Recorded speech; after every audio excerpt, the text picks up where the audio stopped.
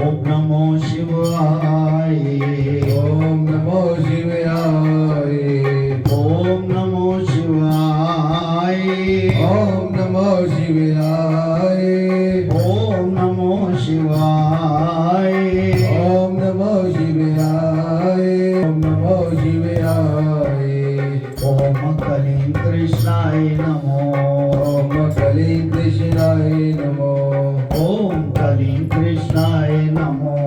ओम कलीं कृष्णाय नमो। ओम कलीं कृष्णाय नमो।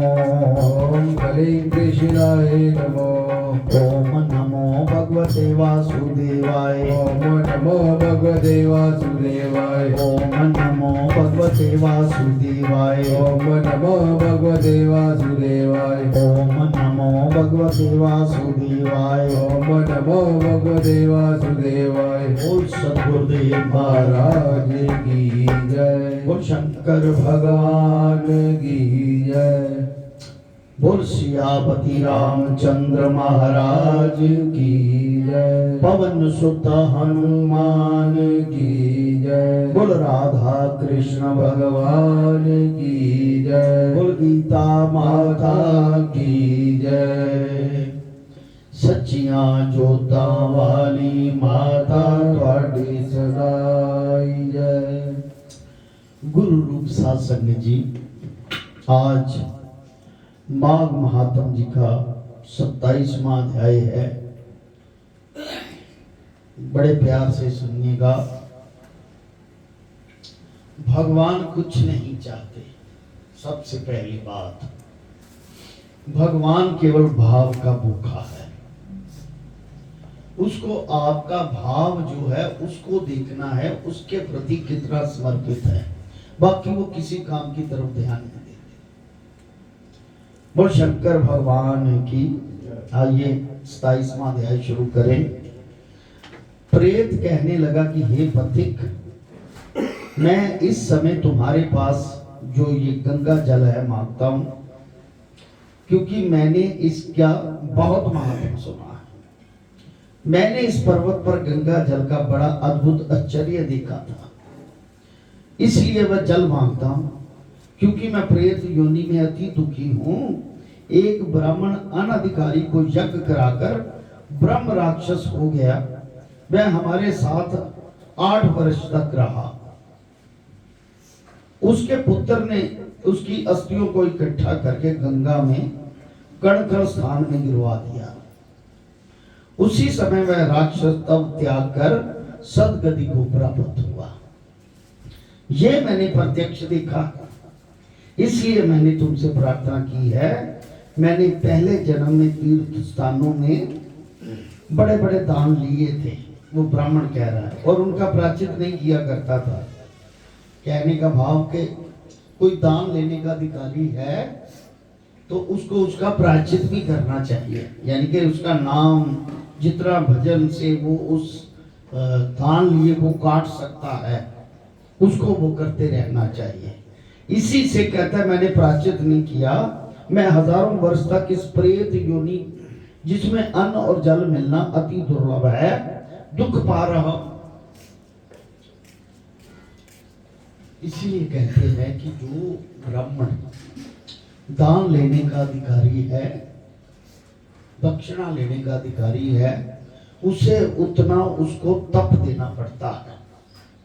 ये ध्यान रखना। इसलिए कोई अनधिकारी अगर कोई दान लेता है, जिसको मंत्रों का ज्ञान नहीं, या उसको आशीर्वाद देने की पावर नहीं, हाँ, उसको उसका मुआवजा देना पड़ता है। ये ध्यान रखना। अगर नहीं कोई ऐसा तो वो दुख पाता है, प्रेत योनि में जाता है। कहता है अन्न और जल मिलना अति दुर्लभ है प्रेत योनि में, दुख पा रहा हूं। इस योनि में मुझको हजारों वर्ष बीत गए। इस समय आप जल लेकर मेरे प्राणों को जो कंठ तक आ गए हैं बचाओ। कुष्ठ आदि रोग से भी मनुष्य प्राणी को त्याग करने की इच्छा नहीं करता। कोड़ प्या हुए तब ही कहता कि मेरी मौत ना हो, मुझे जिंदगी चाहिए। कोई मरना नहीं चाहता। देवदूती कहने लगा कि ऐसे उस प्रेत के वचन सुनकर वह ब्राह्मण बड़ा विस्मित हुआ और अपने मन में विचारने लगा कि संसार में पाप और पुण्य के फल अवश्य ही भोगने पड़ते हैं। देव दानव मनुष्य कीड़े मकोड़े भी रोगों से पीड़ित होते हैं। बाल तथा वृद्धों को मरण, अंधा तथा कुबड़ापन, ऐश्वर्य, दरिद्रता, पांडित्य तथा मूर्खता सब कर्मों से ही है। विद्वान होना और मूर्ख होना कर्मों से, दरिद्र होना। इस कर्म भूमि में जिन्होंने न्याय से धन इकट्ठा किया वह धन्य है, यानी कि दशा नौवां तीर्थ न्याय से। ये सुनकर प्रेत गदगद वाणी से बोला, हे पथिक, मैं जानता हूं कि आप सर्वज्ञ हो। आप मुझको जीवन का आधार जल इस प्रकार दो जैसे मेघ चातक को देता है। मेघ बारिश, चातक पक्षी है, वो साल में उसी बारिश की बूंद की तलाश करता है जो उसमें समाती है और साल भर उसी से तृप्त रहता है। चातक वो पक्षी है। तब पथिक कहने लगा कि हे प्रेत, मेरे माता पिता भृगु क्षेत्र में बैठे हैं, मैं उन्हीं के लिए जल लाया हूं। अब बीच में तुमने गंगा के संगम का जल मांग लिया। अब मैं इसी धर्म संदेह में पड़ गया हूं कि क्या करूं, परंतु मैं यज्ञों को इतना नहीं मानता जितना प्राण रक्षा को मानता हूं। अब देखिए, तार तो एक ही है। उधर माँ बाप हैं जिनके लिए जल, इधर उसने मांग लिया जल कि मेरी रक्षा करो इस जल से। कहते हैं मैं जीवन को ज्यादा मानता हूं कि किसी की रक्षा हो जाए जीवन की। इसलिए प्रेत को जल देकर तृप्त करके माता पिता के लिए फिर जल लाऊंगा। लोमश जी कहने लगे, इस प्रकार उस पथिक ने गंगा जमुना के संगम का जल उस प्रेत को दिया। और सद्गुरुदेव महाराज की उस प्रेत ने प्रीति पूर्वक जल को पिया। उसी समय वह प्रेत शरीर को छोड़कर दिव्यधारी हो गया। केरल कहने लगा कि बिंदु मात्र गंगा जल में वह प्रेत मुक्त ही हो गया। हम समझते हैं कि ब्रह्मा जी भी इस जल के गुण का वर्णन नहीं कर सकते, नहीं तो महादेव जी इस जल को मस्तिष्क पर क्यों धारण करते। कहते इसका वर्णन, जो गंगा जल है, इसका वर्णन किया ही नहीं जा सकता, क्योंकि भगवान ने भी इसी को मस्तिष्क में धारण किया। वो तो भागीरथी के कहने पर कि मेरे पितृ तर्ज इतना बड़ा तप किया, इतनी कुलें उनकी नरक में पड़ी थी। भागीरथी तप करके गंगा को पृथ्वी पे मंगवाया और अपने कुलों को तारा, साथ में जनता के कल्याण के लिए। देखिए, जो तप करता है अपने लिए नहीं करता, निष्काम आदमी को ईश्वर तप देता है ताकि जनता का कल्याण हो, लोगों का कल्याण हो। हम समझते हैं कि ब्रह्मा जी भी इस जल के गुण का वर्णन नहीं कर सकते, नहीं तो महादेव जी इस जल को मस्तिष्क पर क्यों धारण करते। इस संसार में जो मनुष्य काया, वाचा और मनसा के पापों से रंगे गए हैं, वो गंगा जल के बिना नहीं धुलते। एक विधि उपाय बताया है कि अगर मन से, वाणी से और शरीर से, काया से, वाचा से, मनसा से, अगर जो पाप हुए हैं वो गंगा जल से ही धुलेंगे। गंगा जल के सेवन से मुक्ति सदा सन्मुख खड़ी रहती है। जिसके जल को स्पर्श करते ही प्रेतत्व को छोड़कर मुक्ति को प्राप्त होती है। जो गंगा स्नान करता है वह वैष्णव पद को प्राप्त होता है। यदि संबंधी लोग जल से तर्पण करें तो नरक में रहने वाले पितर लोग भी स्वर्ग में चले जाते हैं। गंगा जल से तर्पण करके कि मेरे पितर स्वर्ग हो जाए, ऐसा करके कहें तो वो भी स्वर्ग हो जाते हैं। और स्वर्ग में रहते हुए ब्रह्म तत्व को प्राप्त होते हैं। गंगा जल के समान कोई और मुक्ति का साधन नहीं है।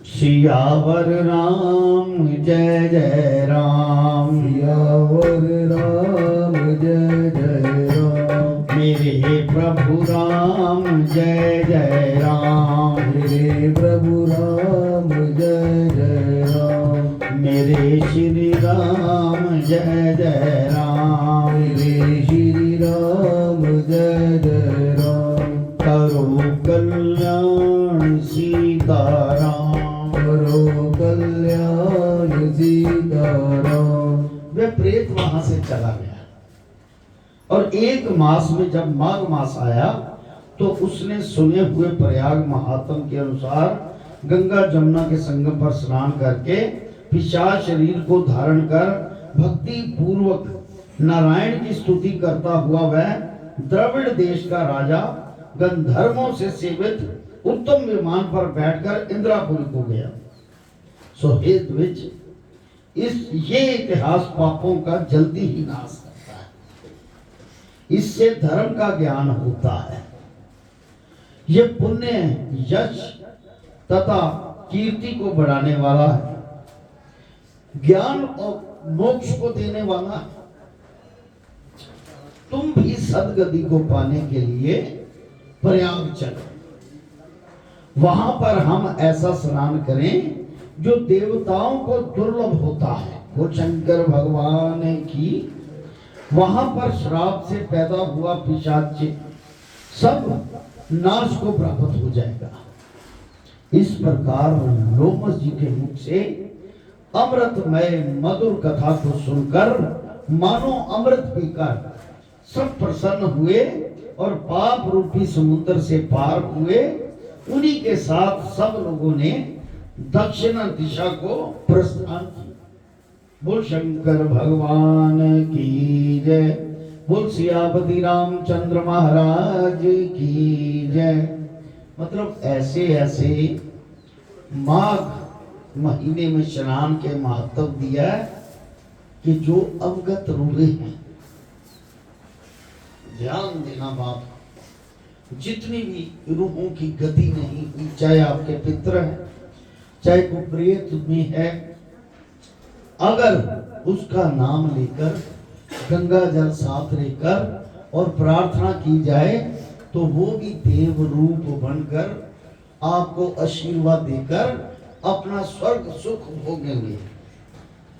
यानी कि जब कोई प्रेत आत्मा या अवगत रूह को स्वर्ग मिल जाए, उस रूह से मुक्ति मिल जाए, जिस कारण मिलेगी उसका आशीर्वाद तो उसको लगेगा। आशीर्वाद तो देंगे पीछे अपने परिवार को देव रूप बन के। भगवान प्रभु जो हैं आपके किसी काम में कोई दखल अंदाजी नहीं करते, ये ध्यान रखना। वो केवल जो आपका भाव बना है ईश्वर के प्रति उसको महत्व देते हैं, किसी और चीज को नहीं। कोई भी आपका कार्य, कोई भी काम हो, एक छोटी सी एग्जांपल है सदने कसाई की। सदना जो था, कसाई था, मीट काट के लोगों को बेचता था। वो शंकर भगवान की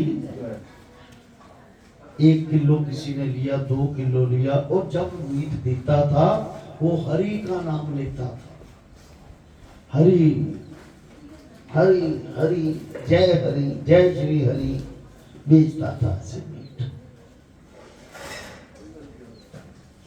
काफी समय बीता तो एक बार कहीं जा रहा था तो रास्ते में पत्थर से ठोकर, वो पत्थर उसने उठाया।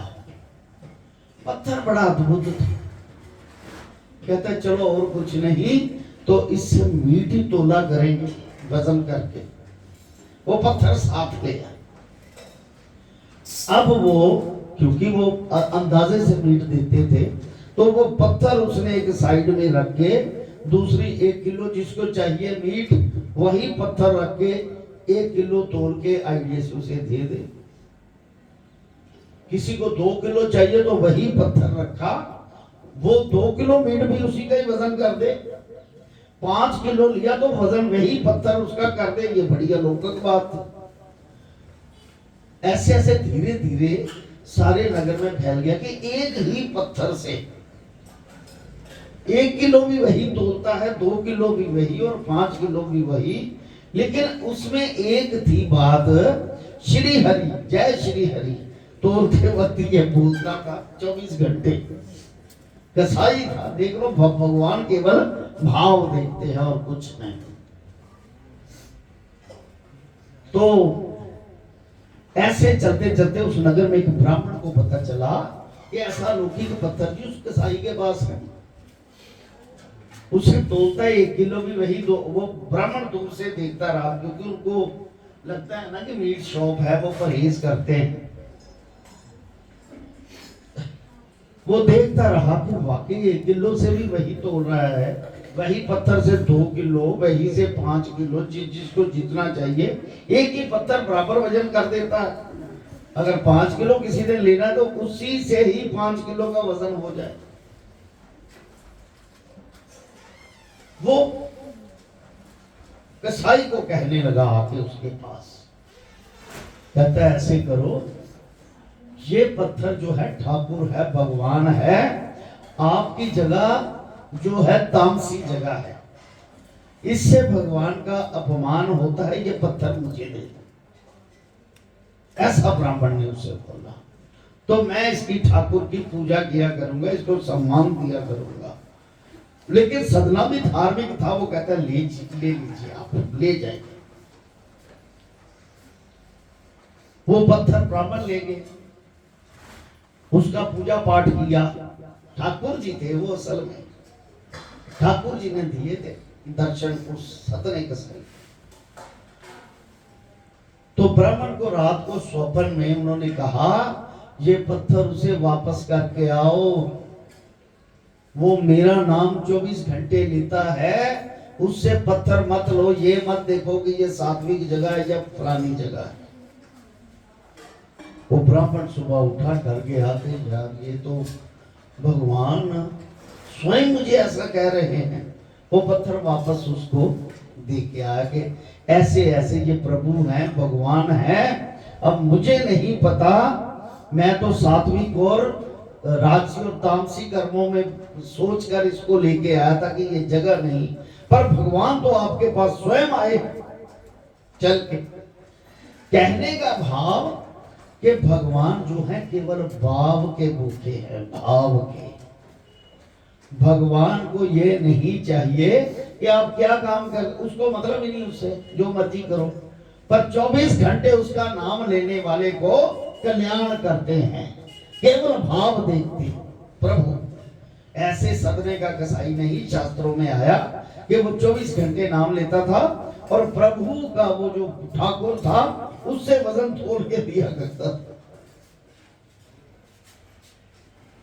सियावर राम जय जय राम, सियावर राम जय जय राम, मेरे प्रभु राम जय जय राम, मेरे प्रभु राम जय जय राम, मेरे श्री राम जय जय राम, मेरे श्री राम जय जय राम, करो कल्याण सीताराम, करो कल्याण सीताराम। देखिए वो एक कसाई है,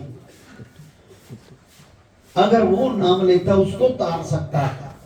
एक डाकू, एक चोर, एक हत्यारा, वो ईश्वर की तरफ ध्यान देके उसकी गौर उसकी तरफ आकर्षित होके वो कहता है हे प्रभु मुझको तारो, तो उसको तार सकता है।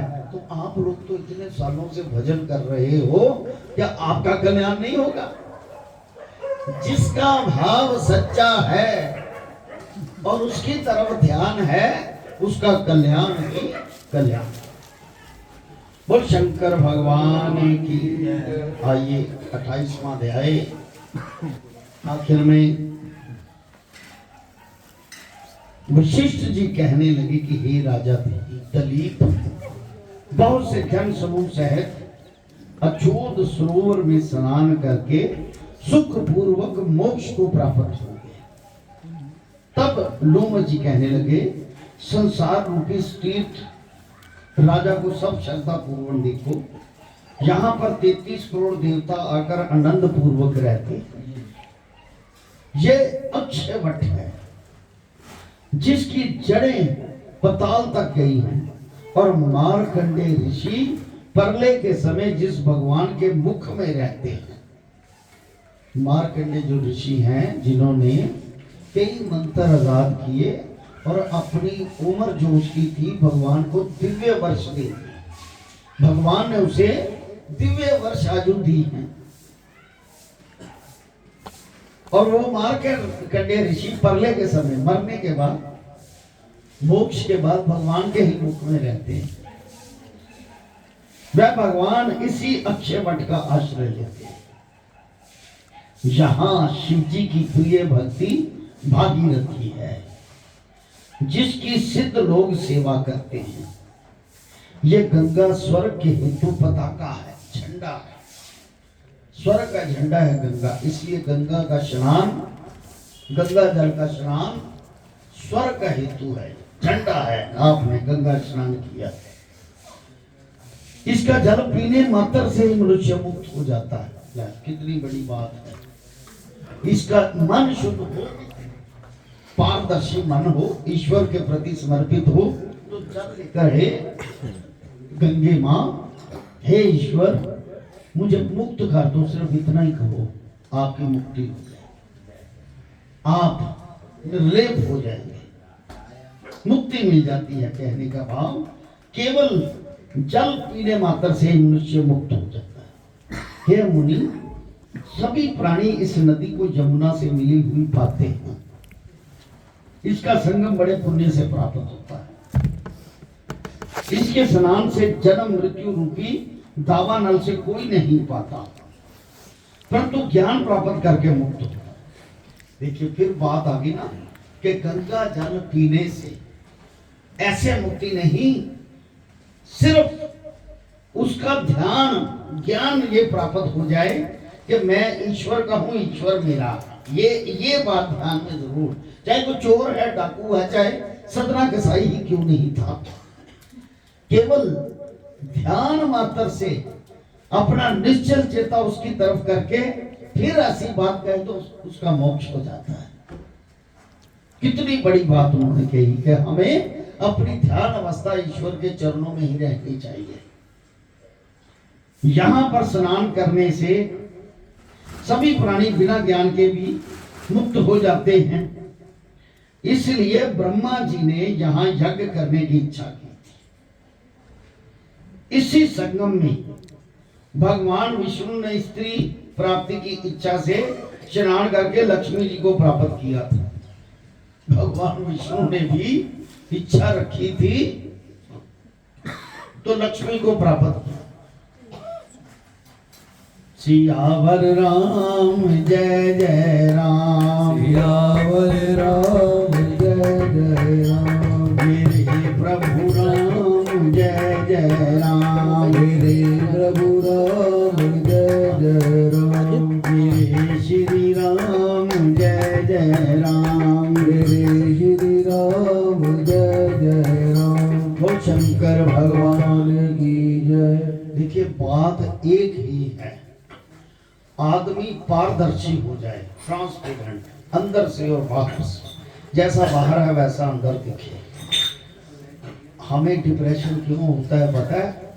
हमने कई बातें ऐसी छुपाई होती हैं, वो मानसिकता में जकड़ी रहती है कि ये कैसे होगा, वो कैसे, मन जो भटकता रहता है, उसी से साइकेट्रिस्ट की प्रॉब्लम होती है, डिप्रेशन की प्रॉब्लम होती है।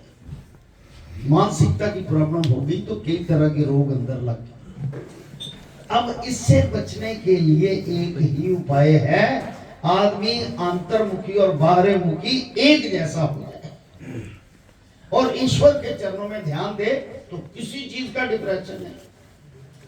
सच बोले तो किसी चीज का डिप्रेशन नहीं, सब खत्म हो जाता है, कोई बीमारी नहीं रहती। कहने का भाव, हमारे अंदर जो भावनाएं हैं वो बीमारी का कारण। अंदर जो छुपी हुई भावनाएं, अच्छी या बुरी किसी किस्म की इच्छा नहीं पूरी हो रही, क्रोध आ रहा है, ये डिप्रेशन में ले जाती है चीजें। आजकल तो ऐसा चला है, किसी मुल्क से ये बीमारी आई है, ये दिमाग की, सभी लोगों को, छोटे छोटे बच्चों को व्याप रही है ये बीमारी, ऐसी चली हुई दिमाग। श्री राम जय जय राम, श्री राम जय राम, श्री राम जय जय राम, श्री राम जय राम, श्री राम जय जय राम, श्री राम जय राम। बोल शंकर भगवान की जय। इसीलिए ब्रह्मा जी ने यज्ञ यहाँ करने की इच्छा की थी। इस संगम में भगवान विष्णु ने स्त्री प्राप्ति की इच्छा से स्नान करके लक्ष्मी जी को प्राप्त किया। यहाँ पर त्रिशूलधारी शिव जी ने त्रिपुर दैत्य को मारा था।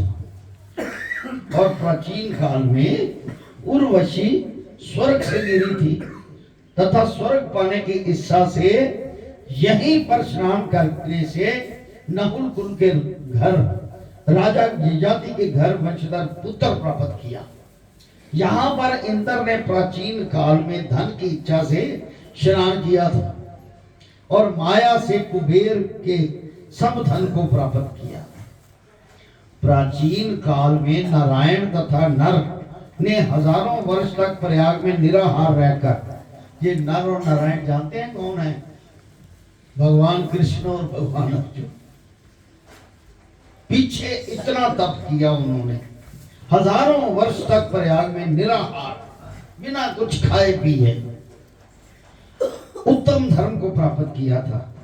यहाँ पर जगाशव्य सन्यासी ने महादेव जी की जैसी शक्ति वाले से विजय पाई थी तथा अणिमा आदि योग के अति दुर्लभ ऐश्वर्य प्राप्त किए थे। इसी क्षेत्र में तपस्या करके श्री भरद्वाज सप्त ऋषियों में सम्मिलित हुए थे, जिन्होंने भी जहां स्नान किया सबको स्वर्ग की प्राप्ति हुई। इसलिए हमारे विचार से तुम त्रिवेणी में स्नान करो। पंडित जी ऐसे थोड़ी स्नान करने गए, ज्ञान है इस बात कि त्रिवेणी में देखिए तीन चीजें हैं। एक, शुद्ध हृदय रख लो, ईश्वर का जाप करते रहो, एक बार त्रिवेणी में स्नान करो तो आपको स्वर्ग प्राप्त करने में कोई नहीं रोक सकता। किसी प्रकार का कोई रोग नहीं रहता, मन हर्षित रहता है, जिंदे जी स्वर्ग मिलता है, जिंदे जी मोक्ष मिलता है। जब प्राण निकलेंगे तब तो मोक्ष है ही, लेकिन जिंदे जी मोक्ष। जब ट्रांसपेरेंट हो जाएंगे तो मन में कोई भाव ही नहीं रहेगा इतना, यार ये मुझसे गलती होगी, ऐसी बात हुई, जो अंदर थी वो बाहर है, तो फिर कैसी ऐसी बात, बेचैनी नहीं रहेगी, खत्म हो जाएगी। श्री राम जय जय राम, श्री राम जय राम, श्री राम जय जय राम, श्री राम जय राम, श्री राम जय जय राम, श्री राम जय राम, श्री राम जय राम, श्री राम जय राम। ओ शंकर भगवान की जय। जिन्होंने भी यहाँ स्नान किया सबको स्वर्ग की प्राप्ति हुई। इसलिए भगवान में दो रूल तो है नहीं कि एक को मोक्ष दे दे और एक को ना दे। कहते जिन्होंने भी स्नान किया, वो नियम है ना उस बात का, वरदान है उस चीज को। मन को साफ रख के ईश्वर के नाम जपते हुए वहां पर स्नान कर लो, भावना कोई रखो तो मोक्ष की प्राप्ति हो जाएगी। इस स्नान से पहले किए हुए तुम्हारे सब पाप नाश हो जाएंगे और संपूर्ण वैभव की प्राप्ति होगी। वैभव कहते हैं सुख, समृद्धि, यश, मान, कीर्ति, धन, स्वास्थ्य, उसको वैभव कहते हैं। प्राप्ति हो जाएगी। ऋषि के इस प्रकार के सत्य वचन सुनकर त्रिवेणी में स्नान करने से सबकी पिशाचता नष्ट हो गई। शाप से विमुक्त होकर उन्होंने अपना शरीर धारण कर लिया। वेद निधि ने अपनी संतान को देखकर प्रसन्नचित्त होकर लोमश जी को संतुष्ट किया और कहा कि आपके अनुग्रह से ही ये श्राप से विमुक्त हुए। अब आप इन बालकों के योग्य धर्म को कहिए। लोमश जी ने कहा कि इस युवा कुमार ने वेदों का अध्ययन समाप्त कर लिया है, इसलिए इन कन्याओं के प्रीति पूर्वक कर कमलों को ग्रहण करें। तब लोमश जी तथा अपने पिताजी की आज्ञा से इस ब्रह्मचारी ने उन 5 कन्याओं से विवाह किया। वो जिन्होंने घेरा हुआ था, जिनको श्राप मिला था, उसने उनको दिया, उनने उनको दिया। ये शास्त्रों में लिखा है कि जिसकी मर्जी हो उसकी मर्जी के लिए भगवान ने जिनके साथ शादी की थी वो उनकी मर्जी थी, भगवान की नहीं थी। उनका दिल नहीं तोड़ा, उनको एक्सेप्ट कर लिया। इसी तरह कहते इन्होंने भी ज्ञान प्राप्त कर लिया सब। अब इस ब्रह्मचारी ने 5 कन्याओं से ब्याह किया। इन कन्या के सब मनोरथ पूरे हुए। जिसके घर में लिखा हुआ ये महात्म पूजा जाता है वह नारायण से ही पूजे जाते हैं।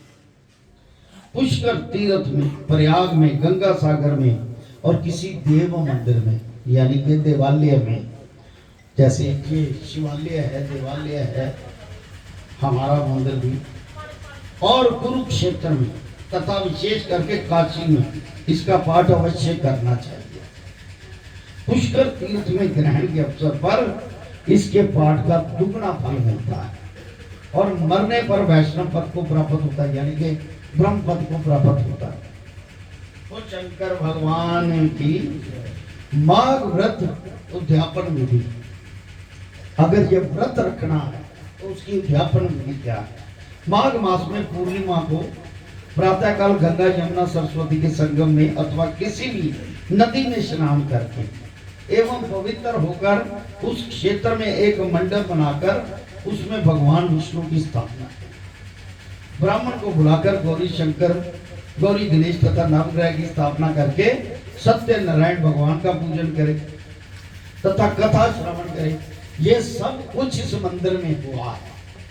आपने जब शुरुआत की, यज्ञ किया, हवन किया और सभी का पूजन किया देवता का, उसके बाद आपने पाठ शुरू किया, ये सब हुआ। ब्राह्मण को बुलाकर नवग्रह की स्थापना करके नवग्रह पूजन भी हुआ आपके, और कथा श्रवण करें इसका। तत्पश्चात एक वेदी बनाकर वेदी के पश्चिम भाग में बैठकर तिल, चावल, जौ, गुग्गल तथा घी का हवन करे, वो भी आपने किया। तदुपरांत ब्राह्मणों का वर्ण करे। बाद में सर्वतोभद्र चक्र बनाकर ब्रह्मादि देवताओं का पूजन करके वहां कलश के ऊपर स्वर्ण की तथा लक्ष्मी विष्णु मूर्ति स्थापित करे। जैसे आपने कलश स्थापित किया, मंत्रों द्वारा उनका आह्वान किया। इंद्र विष्णु रीति इस मंत्र से आह्वान करके पुष्प सुकत के मंत्रों द्वारा षोडशोपचार पूजन करे। बोल शंकर भगवान की। हमारे गुरु महाराज ने सोच समझ के ये युक्ति रखी हुई है, तब भी ब्राह्मण बुला के हवन करते थे गुरु महाराज, जो भी यथाशक्ति। पलंग के साथ 5 वस्त्रों को तथा ब्राह्मण को लोटा, धोती, अगोचा, छाता, कड़ाओ, आसन, माला, जनेऊ, जोड़ा या स्वर्ण मुद्रा, तिल आदि का दान करे तथा गौ दान करके विसर्जन करे। यानी कि ये यथाशक्ति है, जो आपके पास है दक्षिणा वो करें आप। ये तब शास्त्र लिखे होते जब उनके पास ये सारी चीजें उपलब्ध होती थी। आजकल गौएं किसके पास है ही नहीं। आजकल कुछ नहीं, आज तो यथाशक्ति है जो आपके पास है। इसके पश्चात गीत, कीर्तन, वाद आदि, मंगल गान तथा उत्सव मनाओ। ये सब कुछ आप कर रहे हैं, देवालय में बैठ के कर रहे हैं, भगवान के शिवालय में कर रहे हैं, गुरु महाराज जी के मंदिर में कर रहे हैं। ये हर चीज आपको प्राप्त हो रही है, यहाँ पर कोई कमी नहीं है। आपके पास गंगा जल तो उपलब्ध हो ही जाता है, फिर भी आपके भाव देकर ईश्वर ने आपको त्रिवेणी का जल भी दिया, 3 दिन में स्नान कर। इससे ज्यादा ईश्वर की क्या पर कृपा होगी। हमारे एक बार जलंधरी डॉक्टर थे, इनके डैडी है ना जलंधरी सौदागर माल, तो यहाँ पर गुरु महाराज जी पर एक अलौकिक बात हुई थी, तो सभी उनके ऐसे दबा रहे थे। उसने भाव पूर्ण कहा, गुरु महाराज मेरे ऊपर कृपा करके मुझे भी मंत्र को ऐसा कह दिया। अब गुरु जी उठे, वो कहते जो स्त्री पहले ही प्रेग्नेंट हो तो उसका क्या जवाब दे। कहता मैंने तो पहले ही तुम्हें मंत्र दे रखा है, तुम और क्या। उसने भाव से मांगा था, लेकिन उन्होंने कहा मैंने तो ऑलरेडी तुम्हें दे रखा। यानी कि गुरु का पता नहीं, ये बातें मेरे को देखो कितनी पुरानी, अब हालांकि मैं लॉस ऑफ मेमोरी में चल रहा हूँ, लेकिन ये बातें सारी मुझे याद है, एक एक बात, चाहे मैं छोटा था बड़ा था, एक एक बात याद, उनकी कृपा द्वारा, उनकी कृपा द्वारा। ये बात सच, जो गुरु के साथ आपने पल गुजारा हो वो आपको जिंदगी भर नहीं भूलता, या उनकी अलौकिक पावर है। क्या बात है। बोल शंकर भगवान की, बोल सतगुरुदेव महाराज की। इसके पश्चात कीर्तन वाद आदि मंगल गान और उत्सव मनावे तथा यथाशक्ति ब्राह्मणों को भोजन करावे और यथाशक्ति उनको दक्षिणा भी दे। देखिए यथाशक्ति शब्द है, जो आपके पास जितनी आप पावर रखते हैं और खुश होकर यथाशक्ति, ये नहीं कि यार देना ही पैना की चल दे दे, ऐसा भाव नहीं रखना। यथाशक्ति जो मनुष्य माघ मास में इस महात्म को पढ़ता है या सुनता है, यानी कि सुनने वाले का भी वही फल, पढ़ने वाले का भी वही फल, तथा उपरोक्त तरीके से उद्यापन करता है, तो इस व्रत या उद्यापन से कुल के 7 जन्मों के किए हुए संपूर्ण पाप नष्ट हो जाते, पूरे कुल के पाप नष्ट। जिस कुल में खाना पीना एक दूसरे पर एहसान है, उनके सारे पाप नष्ट। उस मनुष्य को सुख संतति एवं सौभाग्य प्राप्त होते हैं तथा सकल मनोरथ सिद्ध हो जाते। बोल सतगुरुदेव महाराज की। इसी बात पर माघ महात्म पूर्ण। अब रात को जो नाम है ईश्वर के 108, क्योंकि इसके बीच में नहीं ले सकते थे, और भी कई छोटी कथाएं, और कल तो कथा ही नहीं शाम को होगी, सुबह सुबह थोड़ी थोड़ी कथा, वरना ये 3-4 दिन कीर्तन के ही चलेंगे, क्योंकि उन्होंने कहा है उद्यापन के बाद कीर्तन सत्संग भजन जरूरी है। अगर एक आधा भजन गाना तो वो गा लो, क्योंकि इस बात को पूर्ण कर दो। बोल सतगुरुदेव महाराज की जय।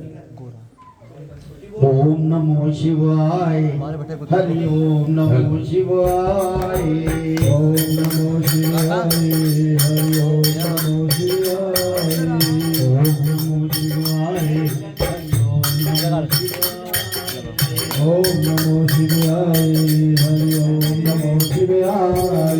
ओम नमो शिवाय, ओम नमो शिवाय, ओम नमो शिवाय, ओम नमो शिवाय, ओम नमो शिवाय, ओम नमो शिवाय, ओम नमो शिवाय, ओम नमो शिवाय,